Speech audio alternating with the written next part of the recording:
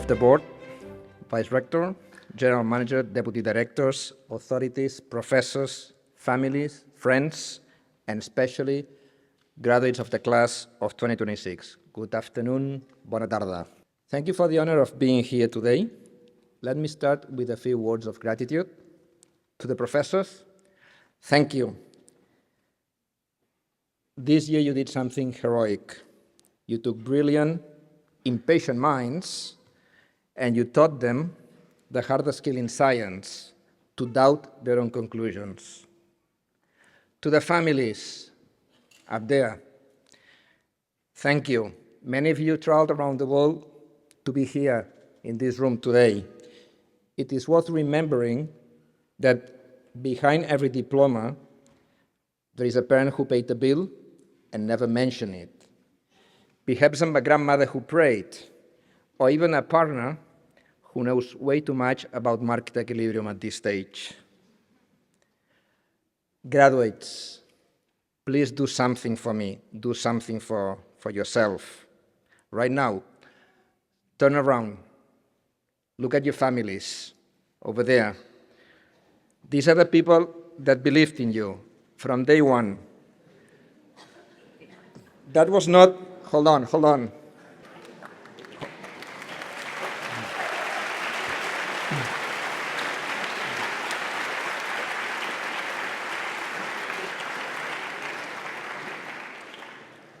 Thank you for being one step ahead, because that's exactly what I was going to instruct you to do, to basically give a round of applause to your families. So thank you for doing that, and thank you to the families. And thank you also for picking Barcelona as the city where you have studied this master's. Barcelona, my city. We're very happy that you pick it to train your brains. As you know Barcelona, you know at this stage Barcelona, you know the nightlife of Barcelona. Barcelona is a vibrant, welcoming city that wants to attract the world's best talent. Hopefully, we have convinced you all to stay around and use your talent to do great things for yourselves, for Barcelona, for Catalonia, and for the world. In 20 years, actually maybe in 20 minutes, you will not remember me. It's a fact of life. However, I do hope that you remember these 3 sentences. Just 3 sentences. The first one, the world is being rewritten. The second one, data is not knowledge. And the third one, build your own lifehouse. That's it. That's the whole speech. You can go if you want. So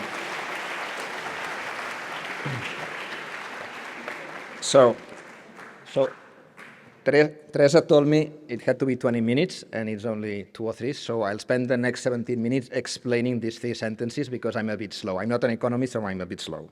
So let's start with the first sentence. The world is being rewritten. Look at this single year, 2026. The United States, still the world's largest economy, now uses tariffs as its main tool of foreign policy. American import taxes are at their highest in 100 years.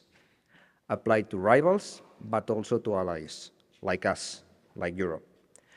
Trade is no longer about economics. Trade is power. Actually, in February, the United States and Israel went to war with Iran.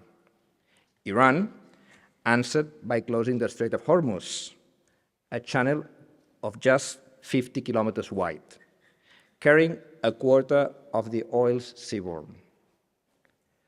Oil went from $70 to almost $120. Prices jumped on every continent. Your grandmother's electricity bill went up, as she probably told you, because of a strait she has never seen and she will never see. Remember this image. 50 kilometers of water moved the price of everything, everywhere. This is what economists call the butterfly effect. In Ukraine, the war, unfortunately, is in its 5th year, the longest in Europe since 1945. In Gaza, there is a ceasefire, but the locals there say that it's neither war nor peace. The lesson for every European in this room is very clear and hard at the same time. Peace and democracy are not free. Peace is built, defended, and paid for. Unfortunately, you guys, you will also have to rewrite the economics of war. The world is also being rewritten by artificial intelligence. AI is changing how the world produces, trades, and fights, faster than our laws and regulations are able to adapt. Graduates, I'm sure that in this uncertain world, geopolitical world, technological world, you're asking real questions. What are we going to do? Where I'm going to be in 10 years from now? Is there going to be a job for me? I'm not going to insult you with easy comfort, but I will give you a piece of advice of my 30 years investing in private equity around the world. When the rules are stable, the writers win. But graduates, you are very fortunate. You are very fortunate because when the rules are being rewritten, the writers win. And you guys, look at what you have studied. You've studied competition policy, energy, trade, regulation, macro policy, climate, financial markets. Every specialization in your master's sits exactly on a line that is being redrawn right now, right here. This is what is happening to the world right now. It's a once-in-a-lifetime opportunity for you guys, for those who have done their homework. You did not graduate into a finished world. This is a world under construction, and you guys, you hold the pencils to rewrite this world. It's a world that is being rewritten, and you're the writers of the next chapter. Why you? Why not? Because you have the tools, you have the skills, you have the talent. Because you leave this school with something very rare, a double fluency. You speak the language of economics, incentives, trade-offs, equilibriums, and you also speak the language of data, machine learning, causal inference, computation at scale. Most people in the world speak neither. Some people speak only one. You actually speak both. Artificial intelligence should make you confident, not afraid, actually. Machines have become brilliant at answering questions, but machines still don't know what questions need to be asked. Choosing the problem, deciding what to measure, and the right set of assumptions. Your professors did not train you to compute. Computers compute way better than you guys. Your professors train you to think. Critical thinking is now your talent. But one warning about your talent. From the outside, people may think that talent is effortless. We know the truth. Effortless talent does not exist. Behind every skill in this room, there are late nights, failed code, repeat practices. Summarizing Aristotle, excellence is not an act, but a habit. Keep the habit. Habits compound over years to come. So don't forget it. You are equipped better than any class in history of this discipline, with right tools and skills to rewrite our future. And now, I'll go to sentence 2. Data is not knowledge. Data is not knowledge, and knowledge is not wisdom. There is a ladder. Data becomes information, information becomes knowledge, knowledge becomes wisdom. During this year here at the BSE, they've probably taught you the first 2 steps, how you go from data to information. But the last 2, you'll have to climb them alone over a lifetime. I want to give you 3 warnings on this ladder, because it's not an easy one. And then I'll give you a piece of good news. Warning number 1, data, as I'm sure you've learned, can be manipulated. Every data set is a set of human choices. What to count, what to ignore, where to cut. And humans have interest. A government picks the inflation number that flatters it. A company picks the metric that hides the problem. A chart can be honest in every number, but still lie with its axis. You were trained to catch this. Treat that training as your moral duty, not just a technical skill. In a world drowning in numbers, the person who can say this number is being used to deceive you performs a public service. Warning number 2, defeat is making us divided and short-sighted. How do we get information today? Unfortunately, not through the BSE professors. We get information with X, with Instagram, with Facebook, with TikTok. They build an algorithm whose goal is not truth. Its goal is your attention. And the cheapest way to fuel your attention is with anger and fear. So the algorithm gives each of us a different reality. It confirms what we already believe in. It rewards the loudest voice, never the most honest one. And warning number 3 for this ladder is never forget, and this is an important one, never forget the person behind the number. Every data point may be a human being. The unemployment rate is a father that lost his job. The default rate is a family that lost its home. The migration statistic may be a young woman crossing a sea with nothing to hold on to. An economist who forgets this reality is not a scientist, is a person with no soul. Now, despite all this noise, piece of good news. Because if we look at the bigger picture, I think there are also some good news. There was a Swedish doctor called Hans Rosling that spent years asking simple questions around the world. Questions about extreme poverty, child death, girls in school.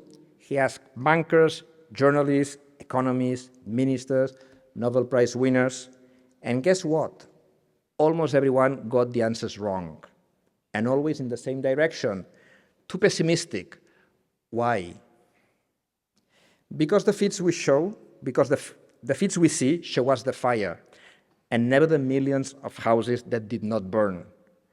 But the long-term data, which can be read in Hans Rosling's book, Factfulness, which I recommend to you, are very clear. By most measures in human life, the world has been improving decade after decade for generations, so be optimistic. So this is a beautiful flip, in my opinion. The same data that can deceive us can also, when read honestly, over a long horizon, cure our optimism, cure our pessimism, And you graduates, among the very few people on earth, trained to look past the feed and read the real trend. In a loud and angry world, you have the obligation to stand up and be the calm voice of the real facts, and even the calm voice of hope. So sentence number 2, remember it, data is not knowledge. Your job, your lifelong job, is to turn data into knowledge in an honest way, and with a bit of luck, into wisdom. And before I go into sentence number 3, let me talk about something that probably they didn't teach you here at the BSE, which is failure, with an example of my own. So in 2007, or back almost 20 years ago, I invested in a company here in Spain, which is a distributor of electrical materials. On paper, it was a dream company. That company had been growing at 10% CAGR, both revenue and EBITDA, for the previous 15 years. So imagine 15 years in a row, the company growing both revenues and EBITDA at 10% CAGR. Fantastic. Great management team. The data couldn't look better, so we invested all into the company. And then the music stopped. The global financial crisis arrived. Spanish construction collapsed, as you probably know. And construction, it turned out, was the hidden engine behind those beautiful numbers. So the management fought bravely, but despite this, we lost most of our investment.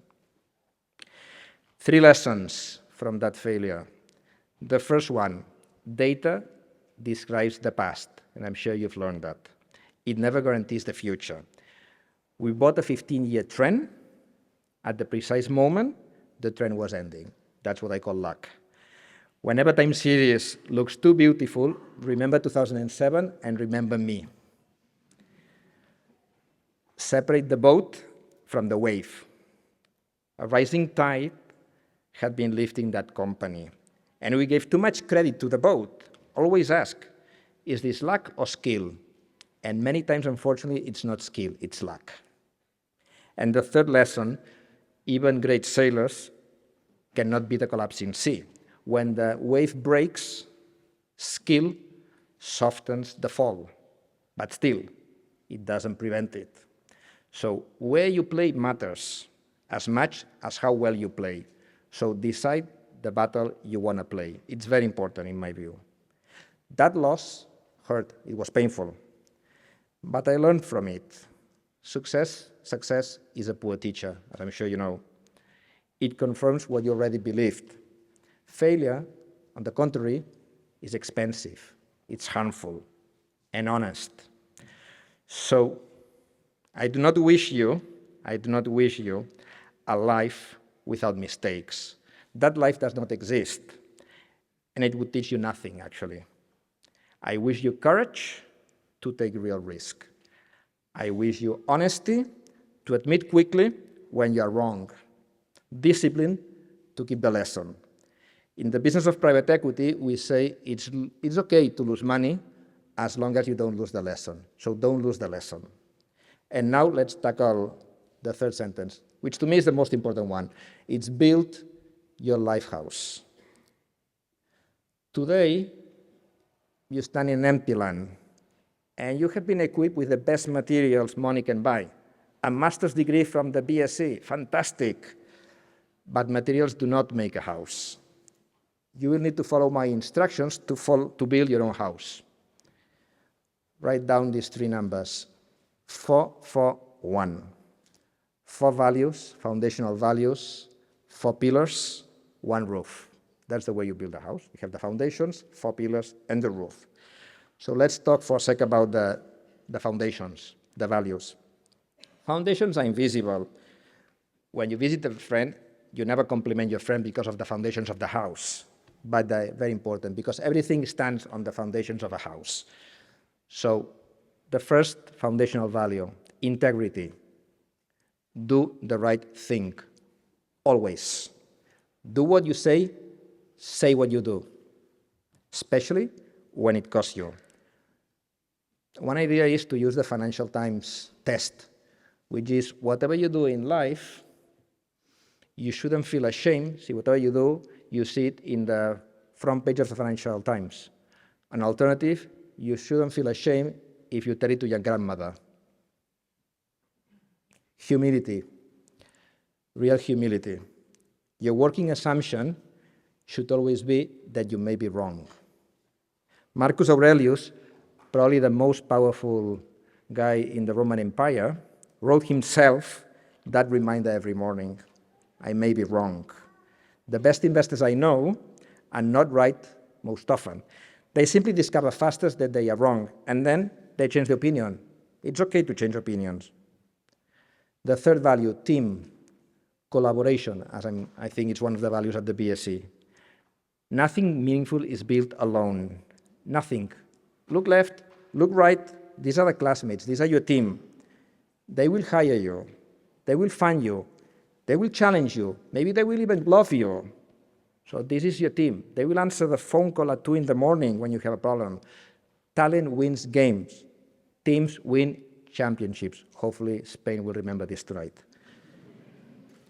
And the last value is excellence. Always give your best, not for applause. It should be your standard.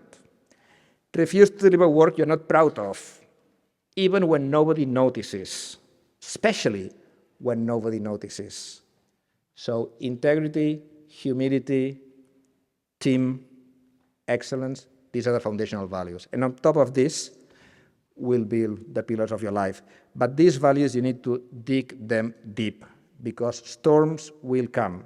And when they come, foundations are very important. So what are the pillars of your life? The structure. As you probably know, a house with just one pillar falls. So does a life. I have watched it happen to many brilliant people. One great pillar, standing alone, normally work, isn't enough. So let's talk about the 4 pillars. The first one is work, your craft, your job, your contribution to the world. Build it tall, but it's only one in 4 pillars, not 4. And never lose sight of what work is for. The best knowledge is the knowledge that moves human progress forward. To get there, You will have to leave the theoretical models and meet the world, meet real people, meet real businesses, meet real problems. So don't stay simply in the theoretical model. Meet the real world.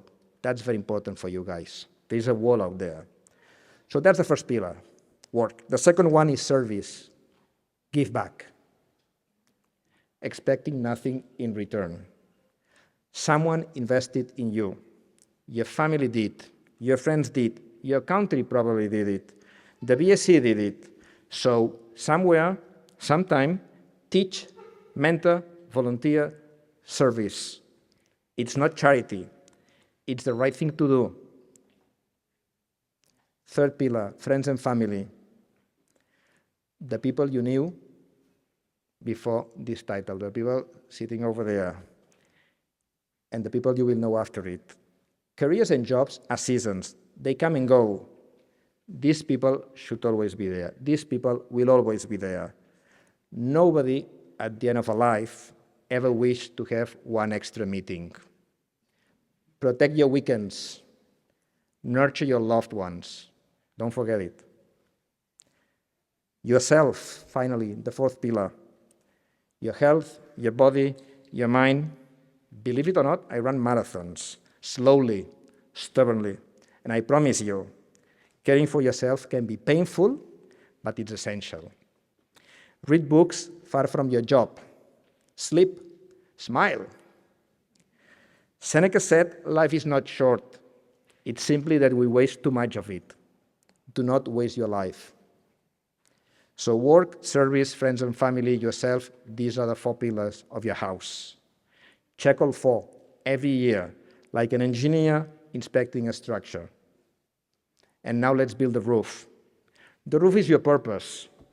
You need to have a purpose in life. You can have perfect foundations, you can have the beautiful pillars, but a house without a roof, you cannot live in a house without a roof. It's quite obvious. It doesn't protect the house if you don't have a purpose, so it will mean nothing. So purpose answers to one question: in service of what? All this training, all this talent, in service of what? A fairer market, a fast energy transition, a financial system that protects the weak in crisis, a company that creates dignified jobs, a family well-raised. I cannot tell you your purpose. No one can. Actually, you have to decide your purpose. It will reveal slowly, as the good things in life, as research does. But please remember this. Knowledge without purpose is decoration, a library that nobody reads. In the world, we have too many clever people. The world is drowning in cleverness, but the world needs clever people with a matter, pointed at a matter that matters, with a purpose, beyond oneself. So the house, 4 values, 4 pillars, 1 roof. Build it, and the house will become a home, and your life will become a legacy. So let me land the plane, hopefully on time. And as promised, graduates, I told you, in 2 minutes, you'll forget me, but please remember the 3 sentences. Sentence 1, the world is being rewritten by tariffs and wars, by energy shocks and algorithms.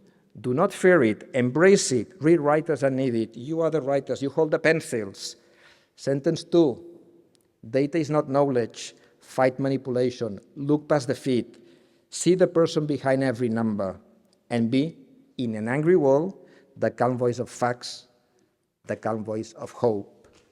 And sentence number 3, build your own life, build your own house, the 4 values, the 4 pillars, the 1 roof, your purpose, and 1 wish. Your house, your home needs to have a door. That door, leave it open for the classmate who stumbles, for the stranger with a good idea, for the graduate who, 30 years from now, will be sitting here, where you sit today, wondering if she or he have what it takes. She will. You do. Class of 2026, your families are proud of you. Your professors are proud of you. Barcelona is proud of you. So now go and build a better world. Gracias. Thank you.